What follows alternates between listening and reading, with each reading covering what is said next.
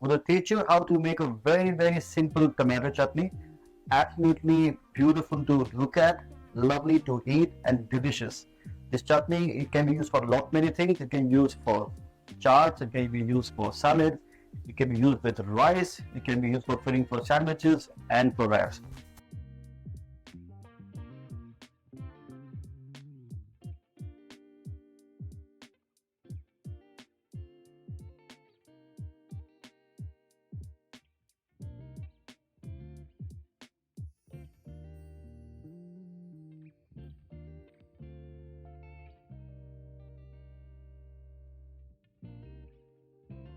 Key ingredient to use here, and that is curry leaves.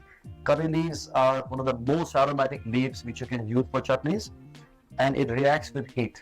And you'll see as I'm going to cook it, how it changes the whole dish entirely. For the chutney, first thing what you do is, I'm going to add some oil. We wait for the oil to get hot. It's very important that you actually heat the oil and then you add the spice. And it's also very important that you add a very few ingredients and not too many.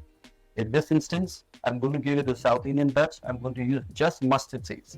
The mustard seeds have got lovely aromas and flavors to it, but they are very raw if you have it on its own. So they have to be cooked. And how do you cook it? I'm going to teach you now. It's very important that the oil is hot, because if the oil is not hot, the spice will not pop open. And it's very important that the spice pops open, because the spice of the natural oils, flavoring and enzymes, so they have to have heat. Never ever add spice into cold oil. It does not work. Always have to be in medium heat or a really hot oil. In this instance, it's just about right. For a small amount of mustard seeds. And as soon as you add the mustard seeds, it begins to dance and pop in the pan. And it begins to crackle and open up. And that is the first instance of the oil being released into the oil. So the flavors are much better. I'm going to add a small amount of garlic. Now what the garlic does, it actually stops the seeds from cooking further, because it has moisture in there. A small amount of green chili and a small amount of chopped ginger. Lightly saute all the vegetables and the mustard seeds in the oil. Make sure you stir them around. And at this instance, you added beautiful curry leaves. Now, curry leaves are very aromatic as they react with the heat. And as soon as they hit the hot oil and the spice, the flavors are released into the oil. Unfortunately, you cannot smell it on the camera, but if you're right here next to me, lovely aromas and the perfumes really come through. You don't want to overcook it, just lightly toss it in the oil and you add in some tomatoes.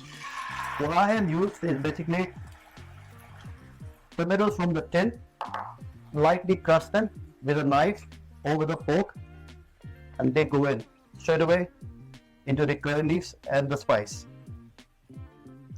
Now there is a large amount of moisture content into tomatoes, and this will have to cook for a good 7 to 8 minutes for chutney to thicken up. And when the chutney thickens up, becomes a nice solid mass, and that chutney can be used for many things, not just to have with some samosa or some kebab, but the same chutney can be used also to make into wraps or into sandwiches. You can top it up with a little bit of rice and make a flavored rice.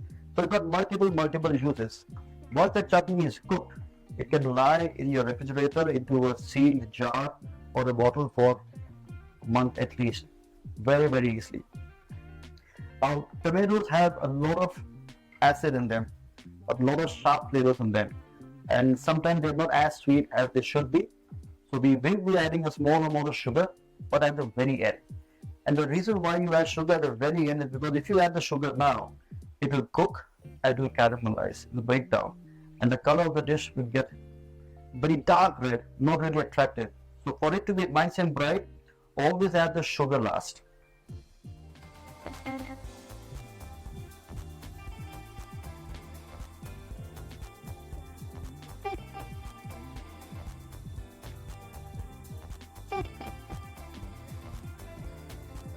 The moisture has almost evaporated from the tomatoes. It got really nice and thick.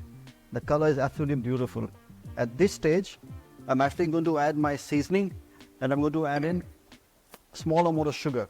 So firstly, a little bit of salt, not too much, just a wee bit, and a small amount of sugar. Like I said, the sugar has to go at the end, not earlier, because if you add it earlier, the sugar will caramelize and the color will change altogether. A small amount of sugar. Again, this is only a personal preference. If you don't want to add sugar, do not add sugar. I like to have a small tinge of sugar, but not too much. So stir that all together. Mix it all in. This is almost done. To reduce the heat. And I'm going to now taste that. This is very, very important because whatever you cook, you must always taste your food. If you do not taste your food, you will not know what it's going to taste like. The flavors I'm looking at this stage are slightly sour, a lovely flavor of tomatoes, a good amount of curry leaf flavor, a hint of garlic or a hint of chili. And garlic is very important because garlic is extremely good for your health. Garlic and ginger are beautiful to have. It keeps your body nice and fit. And a very low amount of fat. And in this case, it was rapeseed oil. Let's have a taste. That's it. Very clean, very simple, and very light. And if you look at the dish, you hardly see any oil floating around. It's all very gentle. The colors are beautiful. I'm going to switch off the heat of the pan, put it all together, and here we are.